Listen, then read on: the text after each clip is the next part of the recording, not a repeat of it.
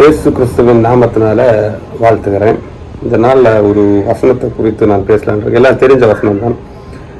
மத்தேயு 4ஆம் அதிகாரம் 16வது வசனம். இருளில் இருக்கும் ஜனங்கள் பெரிய வெளிச்சத்தை கண்டார்கள். மரண இருளின் திசையில் இருக்கிறவர்களுக்கு வெளிச்சம் உதித்ததென்று. இது எங்களை ஏசாயா 9வது அதிகாரத்தில் சொல்லப்பட்டிருக்கிறது. இது மத்தேயு 4ஆம் அதிகாரம் 16வது வசனத்தில் கொடுத்துருக்கு. என்னன்னா, சிம்பிளாக சொல்ல போனால், இருட்டில் இருக்கிற ஜனங்களுக்கு ஒரு பெரிய வெளிச்சம், மரண இருள் திசையை நோக்கி இருக்கிறவங்களுக்கு ஒரு வெளிச்சம் உதித்தது. இதில் 3 கான்செப்ட் இருக்கு: இருட்டு, வெளிச்சம், ஜனங்கள். அப்போ இந்த உலகத்தில் நாம் எல்லாரும் இந்த 3க்குள்ளே தான் இருக்கிறோம். ஒரு மனுஷனுக்கு தேவையானது ரெண்டு காரியம். வெளிச்சம் வேணும்.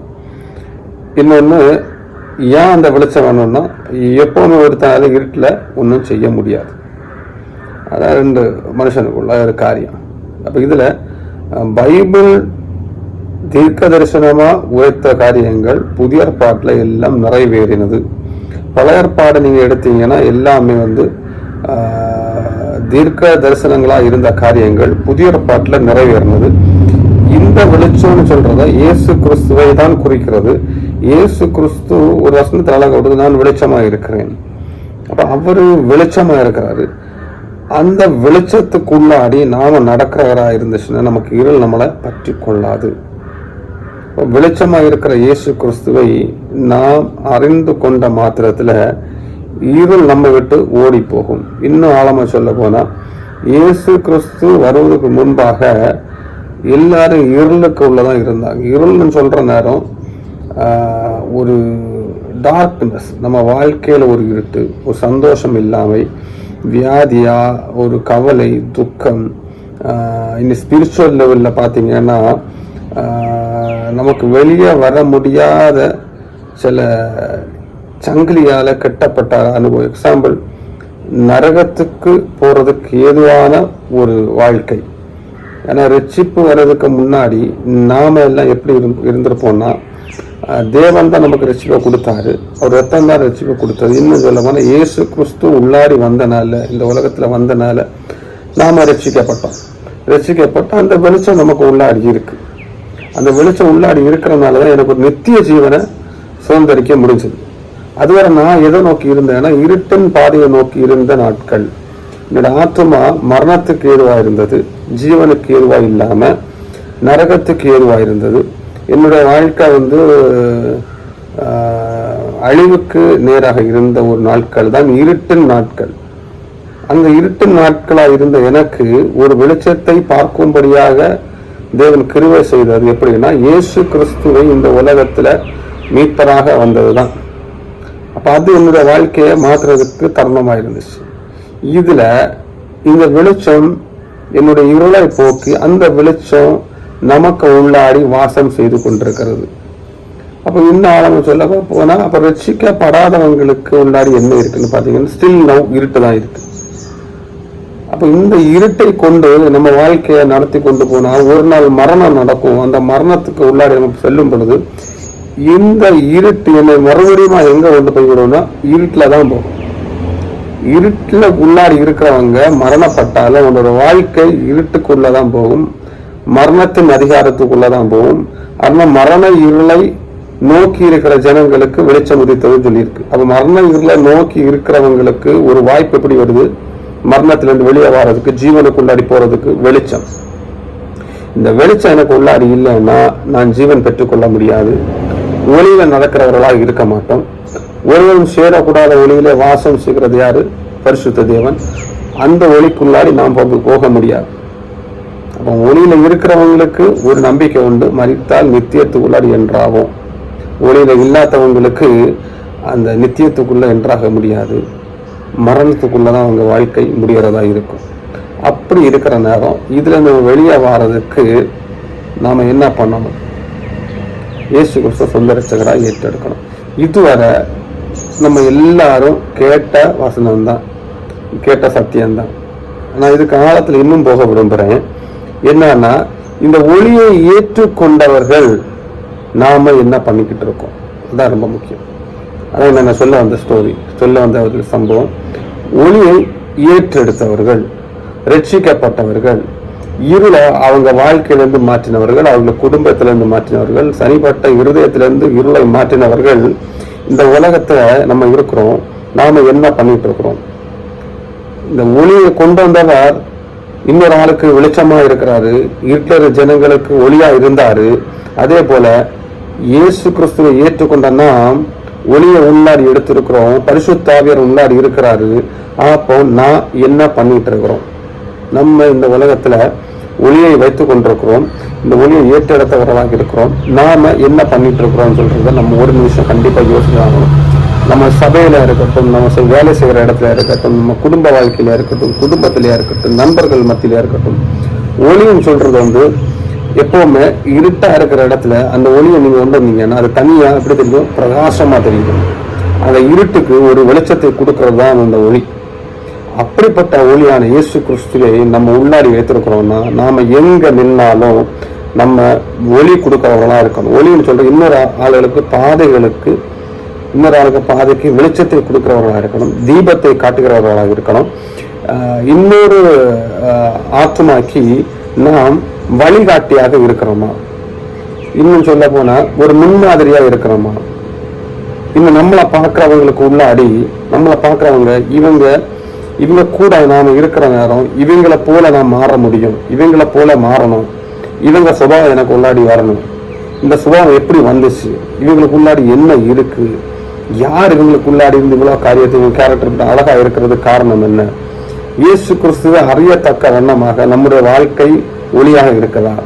நம்முடைய வாழ்க்கையில இயேசு கிறிஸ்து பிரதிபலிக்கிறாரா? இது ரொம்ப முக்கியமா நம்ம கவனிக்கணும். எக்ஸாம்பிள் சொல்ல போனா நம்ம ஒரு சபையில இருக்கிறோம், அல்லனா சபைன்னு சொல்ற நேரம் ஒரு தேவனோட இருக்கிற ஒரு கூடுகையில நாமளும் இருக்கிறோம். அந்த இடத்துல அநேக தரப்பட்ட மக்கள் இருக்கிறாங்க. அந்த அநேக தரப்பட்ட மக்களுக்கு வாழ்க்கையில எல்லாரும் எப்படி இருக்கிறாங்கன்னு இல்லை, நாம எப்படி பழகுறோம் அவங்க கூட. அவங்கள பார்த்த ஒரு சின்ன ஸ்மைல் இருக்கா? எக்ஸாம்பிள், நமக்கு விரோதியாக தான் ஒருத்தன் இருக்காங்க, அவனை பார்த்து சிரிக்கணும். இல்லை அவன் நம்மளை பார்த்து சிரிக்கிறான்னா சும்மா ஜஸ்ட் ஸ்மைல் நமக்கு கொடுக்க முடியுதா? 2-3 வாட்டி அவங்க ஸ்மைல் பண்ணி நம்ம ஸ்மைல் பண்ணா நமக்கு அவங்க மேல இருக்கிற அந்த கோபம் கண்டிப்பா தானா மாறி. ஒரு நாள்ல கோபம் மாறுகிறது கிடையாது. கொஞ்சமா தான் தேவன் நம்மளை வாழ்க்கையை மாற்றுவார். இந்த ரட்சிக்கப்பட்ட உடனே நான் ஃபுல் பாவத்துல இருந்து வெளியே வந்தேன்னா, ஃபுல்லா வந்து வெளியே வந்தேனான்னு பாத்தீங்கன்னா பாவத்துல இருந்து வெளியே வந்துட்டோம். பாவ எண்ணங்கள் சிந்தனைகள் நம்ம எல்லாம் குவாலிட்டியில இருந்து வெளியே வந்தோம்னு பார்த்தா இல்லை. இதெல்லாம் மாறுவதற்கு காரணமா இருக்கிறதாங்க நம்ம சின்ன செயல்பாடுகள்.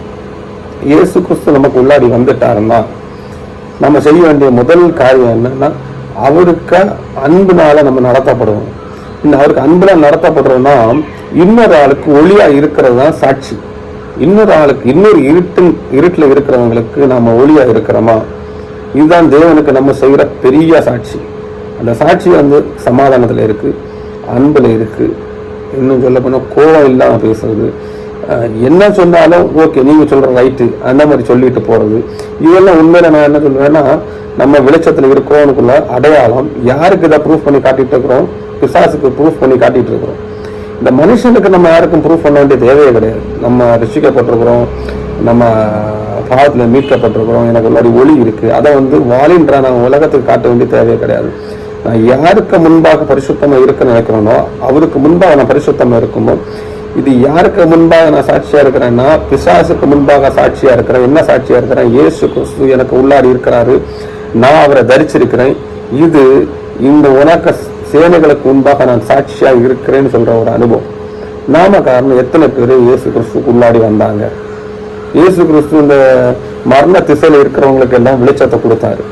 நம்மளுக்கு இது போல மரணத்துக்கு ஏதுவா நரகத்துக்கு ஏதுவா இருக்க ஆத்மாக்கள் எத்தனை பேரை நம்ம வந்து இயேசு கிறிஸ்துக்கு உள்ளாடி எல்லாரும் நம்ம ஒளிக்கு உள்ளாடி கொண்டு வந்திருக்கிறோம். நம்ம ஒளியை பிரகாசிக்க பண்ணிக்கிறோமா? அவங்களுக்கு கவலைகளுக்கு உள்ளாடி நம்ம பேசி இருக்கிறோமா? அவங்களுக்கு சமாதானத்தை கட்டளையிட்டு இருக்கோமா? இன்னும் சிம்பிளா சொல்ல போனா இயேசு கிறிஸ்து ஒளியை வச்சிருந்தாரு. அந்த ஒளி இன்னொரு ஜனங்களை, மரணத்துக்கு ஏதுவா இருந்த ஜனங்களை ரட்சிப்புக்குள்ளாடி நடத்துவது போல மத்தேயு, மார்க்கு, லூக்கா, யோவான்ல பாத்தீங்கன்னா இயேசு கிறிஸ்து என்னென்ன அந்த ஒளி இருந்தனால அவர் என்னென்ன செய்தார் உள்ளதுல இருக்கு. அந்த மாதிரி ஒரு வாழ்க்கை நம்ம இன்னும் வாழலைன்னா நாம இயேசு கிறிஸ்துவ அறிந்திருக்கிறோம்னு நாவினால சொல்றோம், ஆனா இருதயத்துக்குள்ளாடி ஏற்றெடுத்தவர்களா இல்லை. சிம்பிளா சொல்ல போனா, இன்னொரு ஆத்மாவை நரகத்திலிருந்து வெளியே கொண்டு வர்றதுக்கு தேவன் நியமித்து வைத்திருக்கிற ஆள்கள் யாருன்னு பார்த்தீங்கன்னா நாம தான். ரட்சிக்கப்பட்ட நாம், ஒரு ரட்சிக்கப்பட்ட பிள்ளையால தான், ஒரு ஒளிய வஸ்திரமாக தெரித்தவர்களால மட்டும்தான் என்ன பண்ண முடியும், இன்னொரு ஆத்மாவை ரட்சிப்புக்குள்ளாடி கொண்டு வர முடியும். நம்ம இந்த உலக காரியத்தை மொத்தம் படிச்சனாலேயோ, வசனத்தை நம்ம அறிந்து சபைக்கு கரெக்டாக போறனாலேயோ, இல்லைன்னா வசனம் எனக்கு தெரியும் நான் நல்ல மெசேஜ் கொடுப்பேன் அதனாலே அல்ல. அந்த ஒளியை நான் தரிச்சிருக்கிறேன்னா மட்டுமே நான் என்ன பண்ண முடியும், இன்னொரு ஆத்மாவை இந்த ஒளிக்குள்ளாடி நடத்த முடியும். அந்த ஆத்மா ஒளிக்குள்ள நடத்தணும்னா நான் இயேசு கிறிஸ்துவ போல வாழ்ந்து பழகணும், அவமானத்தை சந்திக்கணும். நம்ம தப்பே பண்ணாட்டாலும் அதை விட்டு கொடுத்து போறது, நம்ம தப்பே பண்ணாட்டாலும் கோபம் வராமல் பார்த்து கொள்வது, ஒருவேளை நம்ம ஒருத்தர் அடிச்சா கூட மேக்சிமம் மன்னித்து சகித்து போறது, இந்த மாதிரி விஷயங்கள் எல்லாம் ஒரு ஆளுக்கு உள்ளாடி இருக்கு. நான் விட்டு கொடுத்து போறது, நீங்க சொல்றது ரைட்டுன்னு சொல்லி அவங்க சொல்றது தப்பா இருந்தாலும் நீங்க சொல்றது ரைட்டு அப்படின்னு சொல்லி கொண்டு போறது, இதெல்லாம் மேக்சிமம் எங்க நிறைய தவறுகள் நடக்குன்னா, ரட்சிக்கப்பட்ட நமக்குள்ளாடி இந்த மாதிரி எண்ணங்கள் இருக்கு. ரட்சிக்கப்பட்ட நமக்குள்ளாடி விட்டு கொடுக்கறது இல்லை, சமாதானம் பேசுறது இல்லை, சிரிக்கிறது கிடையாது. நான் சொல்லணும்னா சபையில நம்ம போறோம்னா சிரிக்கிறது கூட ஆள் கிடையாது. நான் நிறைய சபைக்கு போயிருக்கிறேன், இது பேசுறதுக்கு ஆள் கிடையாது. சபை ஆசீர்வாதம் முடிஞ்சோன்னா கிளம்புறாங்க. அங்க உள்ளவங்கள்ட்ட நல்ல காரியங்கள் என்ன, அவங்க எல்லாம் நல்லா இருக்கிறீங்களா, இந்த வாரம் எப்படி போச்சு, உங்க உடம்பெல்லாம் எப்படி இருக்கு, இந்த லைஃப் எப்படி போயிட்டு இருக்கு, தேவன் பெரிய காரியங்கள் செய்தாரா, இந்த மாதிரி கேட்கறது கூட நமக்கு டைம் இல்லாம நம்ம என்ன பண்றோம், எழும்பி உடனே ஓடிட்டு போயிட்டே இருக்கிறோம். அப்ப இதெல்லாம் தேவன் எதிர்பார்க்கிற காரியம் பார்த்தா கண்டிப்பா கிடையாது. ஒரு ஐக்கியத்தை நம்ம எதிர்பார்க்கிறாரு நம்மகிட்ட. ஏதோ ரட்சிக்கப்பட்டோம், அபிஷேகத்துல துள்ளணும், அந்நிய பாஷை பேசணும், இல்லைன்னு நம்ம நல்லா ஒர்ஷிப் பண்ணோம், இல்லை மெசேஜ் பண்ணோம், இல்லைன்னு நான் நல்ல ஆவில் ஜெபம் பண்ணேன், இதனால நான் பயங்கர பரிசுத்தமா இருக்கிறேன்னு சொல்ல முடியாது. ஏன்னா பரிசுத்தத்தை எப்படி வெளிப்படுத்த முடியும்னா, இருட்டிலே இருக்கிற ஜனங்கள்கிட்ட போய் நம்ம எப்படி பழகிறோமோ அதுதான் பரிசுத்தத்தின் வெளிப்பாடு. நம்ம இருட்டிலேயே இல்லாம உள்ள ஜனங்கள்கிட்ட பழகாம நம்ம பரிசுத்தம் ஆயிட்டேன் அப்படின்னு உலகத்துல இருக்கிறத விட நம்ம பரிசுத்தம் ஆயிட்டோம்னா அப்படியே பரலோகத்துக்கு போறது எவ்வளவு பெரிய மேலான காரியமா இருக்கும் இல்லையா? அது ரொம்ப பெஸ்ட். சும்மா திருப்பி நம்ம என்னத்துக்கு இந்த உலகத்துல இருக்கிறோம்? நம்ம நினைக்கிறோம் நம்ம பரிசுத்தத்தை காத்து கொள்வதற்காக தேவன் நமக்கு இந்த ஜீவனை கொடுத்துருக்கிறாங்க. கண்டிப்பா கிடையாது. பரிசுத்தம் பெற்றோன்னு அவர் நம்மளை எடுத்துக்கலாம். பரிசுத்தத்தை காத்து கொள்ளும்படியாக இல்லை இந்த இவ்வளவு நாள் நம்மகிட்ட வைத்திருக்கிறாரு. பரிசுத்தத்தை பெற்றுக்கொண்ட நாம், அபிஷேகத்தை பெற்றுக்கொண்ட நாம், ரட்சிக்கப்பட்ட நாம், பரிசுத்தம் இல்லாமல் இருக்கிற இந்த உலகத்துல இருக்கிற அநேக பரிசுத்தம் இல்லாத ஆள்கள் பாவத்தில் நிறைந்திருக்கிறார்கள், இருட்டின் அதிகாரத்தில் இருக்கிறார்கள், எதிர்பார்ப்பை நோக்கி இருக்கிறார்கள், வாழ்க்கையில் ஒரு விடுதலை வராதன்னு எதிர்பார்த்து கொண்டிருக்கிறவங்களுக்கு ஒரு வெளிச்சத்தை கொடுக்கும்படியாக தான் தேவன் நம்மளை இந்த உலகத்தில் இம்மட்டமாக வைத்திருக்கிறார். இதற்கு நாம என்ன பண்ணிட்டு இருக்கிறோம்? இயேசு கிறிஸ்து, அதனாலதான் இயேசு கிறிஸ்துவை பற்றி சொன்னாங்க, அவங்க இருளில் இருந்த ஜனங்களுக்கு வெளிச்சத்தை காமித்தார். அதே போல இந்த காலகட்டத்துல ரட்சிக்கப்பட்ட நாம் அதே வெளிச்சத்தை தரித்திருக்கிறோம். நாம எத்தனை இருட்டில் இருக்கிறவங்களுக்கு வெளிச்சத்தை காமிச்சு கொண்டிருக்கிறோம். இனிமேல நம்ம ஒரு தீர்மானம் எடுப்போம், அவரை போல வாழ்வதற்கு நாம ஸ்டெப் எடுப்போம். ஆமென்.